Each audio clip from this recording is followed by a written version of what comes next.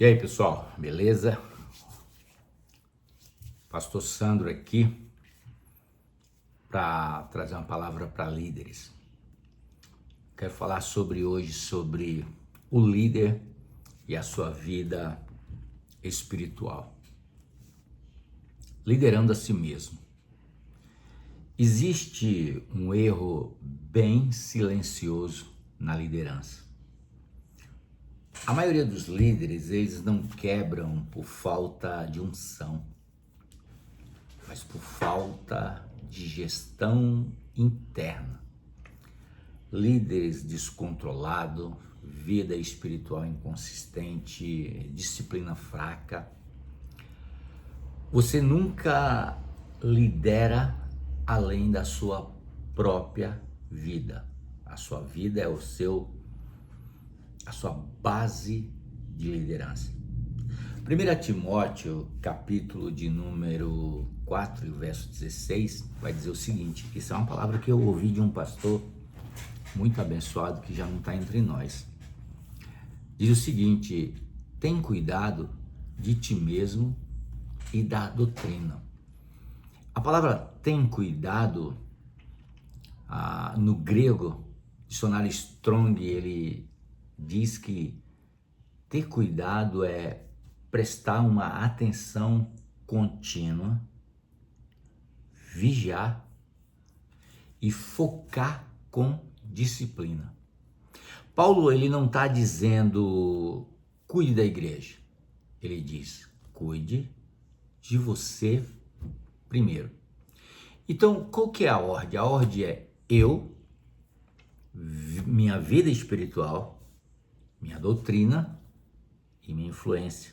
Tem cuidado de ti mesmo e da doutrina. Se você inverte isso, você constrói algo fraco. O autogoverno espiritual, ele é muito importante na nossa vida. Provérbios, capítulo de número 4, verso 23, diz o seguinte: sobre tudo o que se deve guardar, guarda o teu coração.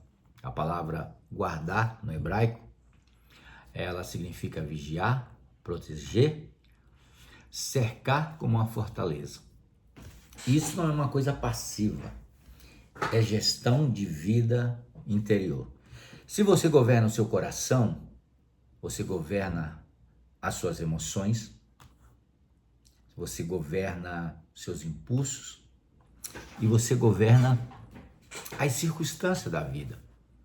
Se você não governa o seu coração, a emoção ela fica descontrolada, o impulso ela vai governar a tua vida e a circunstância vai tomar conta de toda a tua vida.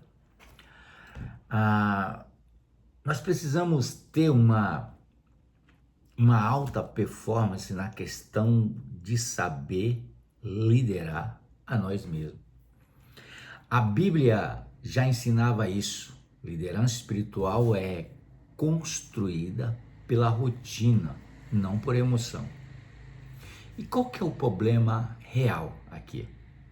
Muitos líderes, eles vivem assim. Oram quando sentem vontade. Lê a Bíblia quando sobra tempo. E ele jejuma quando estão em crise. O líder, ele deve não orar somente quando tem vontade, mas quando não tem vontade também. Por quê? Porque a oração, ela é o oxigênio da alma. É aquilo que dá gás, vida para a alma. Ler a Bíblia é ter direção. Quando você lê a Bíblia somente quando sobra tempo, é como se a palavra de Deus ela não te desse direção. Ela não te direcionasse, né? Quando você jejuma, somente quando as coisas estão em crise, é como se você tivesse que construir uma casa ou colocar um telhado quando já está chovendo.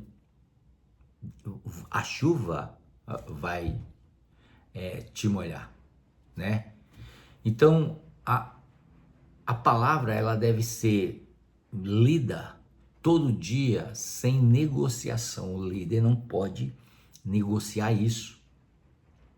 A oração mesmo sem sentir. Você não precisa sentir para você falar com Deus. Imagina só, você é casado, você tem um relacionamento com a sua esposa, você só vai falar com ela quando você sentir alguma coisa? De maneira nenhuma. Então você não precisa sentir para falar com Deus, né? Existe algo extraordinário. Segundo pilar da liderança, do autogoverno, da nossa liderança, ele é o domínio próprio. E Gálatas capítulo 5, verso 23 vai dizer exatamente isso. Vai falar sobre um dos frutos do Espírito, é o que? O domínio próprio. Se você tem o Espírito Santo de Deus, a evidência não é você falar em outras línguas. A evidência, uma das evidências do batismo com o Espírito Santo é o fruto do Espírito. Então, um líder que ele não consegue se controlar, o líder que ele não consegue gerenciar suas emoções, ele não vai conseguir gerenciar quando as emoções vêm dos outros. Quando Paulo está falando em Gálatas capítulo 5 e o verso 23, ele está falando sobre domínio próprio, né? E domínio próprio significa autocontrole, capacidade de governar desejos. E isso não é opcional. Isso é evidência de maturidade espiritual. 1 Coríntios capítulo de número 9, o verso 27, Paulo vai dizer o seguinte, ele tem uma luta interna, que ele fala sobre isso em Romanos. Só que em 1 Coríntios 9, 27, ele vai dizer, eu esmurro o meu corpo e o reduzo à escravidão. Olha que interessante.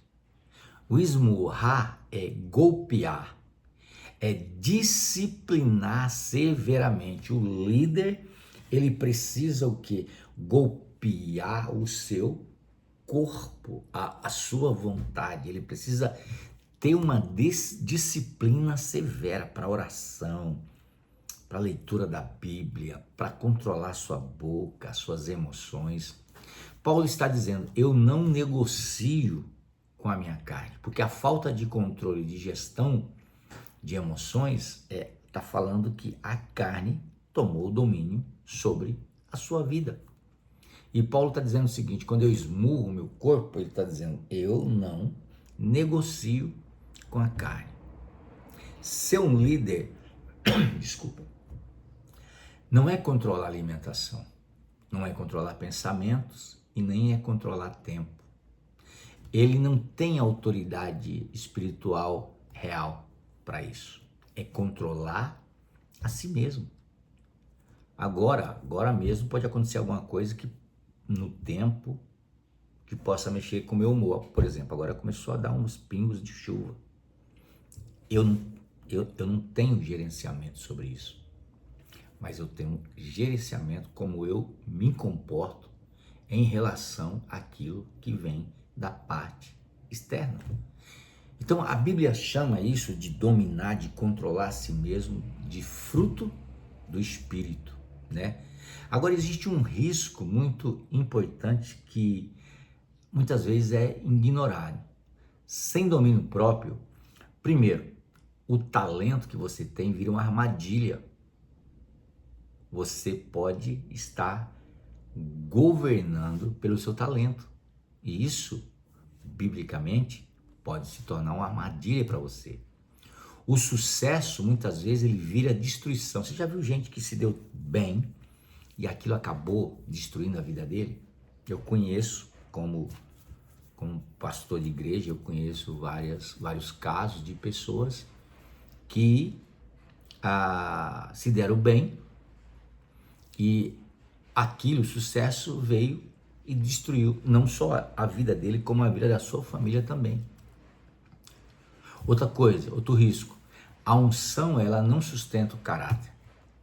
Então nós precisamos ter o fruto do Espírito para que nós possamos dominar o nosso caráter. Um dos terceiros pilares de gestão de liderança identidade e consistência. Lucas 16:10 diz: quem é fiel no pouco, também é fiel no muito. A palavra fiel aqui é confiável, constante, estável. Ou seja, Deus não promove talento, Deus promove quem é fiel. Deus não promove consistência, Deus promove quem é confiável, quem é constante, né? Então, você não é aquilo que prega, você não é aquilo que repete diariamente, né? A gente precisa aprender a ter a nossa própria identidade, porque isso nos dá uma auto performance. James Clear, ele diz o seguinte, olha, você não sobe ao nível dos seus objetivos, você cai ao nível do seu sistema. Uma tradução disso é: você não vive o que deseja, você vive o que pratica. Faz sentido para você? Existe uma falha comum nos líderes, né? São fortes no público, mas no privado eles são fracos. Isso gera o quê? Desgaste emocional, isso gera hipocrisia interna, uma queda inevitável. Então, construa a sua identidade. A pergunta é: eu sou um homem disciplinado? Eu sou um líder disciplinado? Eu sou um líder de oração? Eu sou um líder que governa a minha mente? Então, pratique isso e aplique isso todos os dias da sua vida, né? Liderança espiritual não começa no púlpito, não começa onde você dirige, não começa no seu DNA, no seu grupo de estudo, começa no seu secreto. O maior desafio de um líder não é o diabo, presta atenção, o maior desafio do líder não é o diabo, não é as pessoas ou o ministério. O maior desafio do líder é o quê? Ele mesmo. E a pergunta que eu quero deixar para você é: você está liderando sua vida ou sendo levada por ela? O Zeca Pagodinho já dizia: deixa a vida me levar, vida leva eu. Então a pergunta que eu faço para você é: você está liderando a sua vida ou está somente deixando a vida se te levar? Então que Deus abençoe sua vida, sua casa e sua